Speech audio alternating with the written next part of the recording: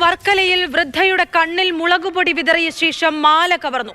ഇന്നലെ രാവിലെ 5:45ഓടെയാണ് സംഭവം. മോഷ്ടാവിനെ തിരയുകയാണ് പോലീസ്.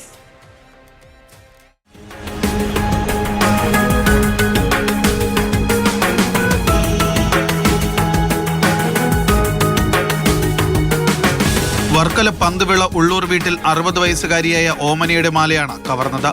3 പവൻ താലിമാലയുടെ മുക്കാൽ ഭാഗവും ബലപ്രയോഗത്തിലൂടെ പൊട്ടിച്ചെടുത്ത ശേഷം മോഷ്ടാവ് രക്ഷപ്പെട്ടു.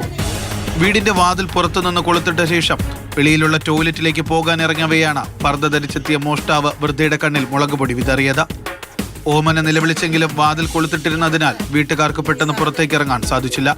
തിരിച്ച് ഓടി പോണതാണ് ഞാൻ കാണുന്നത്. അപ്പോൾ മാല ഒരു കഷ്ണം ഇവിടെ കിടന്നു, പിന്നെ താലി കൊളുത്തും കെട്ടി ഇത്രയും കയ്യിലൊക്കെ ഇട്ട് പിടിച്ച് വലിച്ച് മുളകൊടിയൊക്കെ വാരി തേച്ച് അവൻ്റെ കണ്ണിൽ ഒരുപാട് നേരം ഞാൻ കിടന്ന് വിളിച്ചത്. നല്ല ഉയരമുള്ള ആളാണ് മോഷ്ടാവെന്ന പരാതിയിൽ പറയുന്നു. ചുറ്റുമതിലില്ലാത്ത വീടായതിനാൽ മോഷ്ടാവിന് പെട്ടെന്ന് രക്ഷപ്പെടാൻ കഴിഞ്ഞു. ബഹളം കേട്ട് പരിസരവാസികൾ ഉണർന്നെങ്കിലും മോഷ്ടാവ് അതിനോടകം തന്നെ രക്ഷപ്പെട്ടിരുന്നു. വർക്കല പോലീസ് കേസെടുത്ത് അന്വേഷണം ആരംഭിച്ചു.